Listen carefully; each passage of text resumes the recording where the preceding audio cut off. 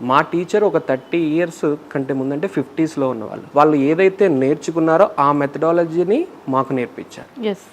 మేము ఇప్పుడు నేర్పించాలి అంటే కనుక 2050కి ఉండే వాళ్ళు ఎవరైతే ఉన్నారో వాళ్ళని బేస్ చేసుకుని నేను ఇవాళ టీచింగ్ 2050 ఇవాళ ఉన్న కిడ్ 2024లో 30 ఇయర్స్ ముందుకెళ్తున్నారు. 25 ఇయర్స్ తర్వాత ఆ పర్సన్ అబ్బాయి కావచ్చు అమ్మాయి కావచ్చు వరల్డ్లో ఆయన పొజిషన్ ఎలా ఉండాలి.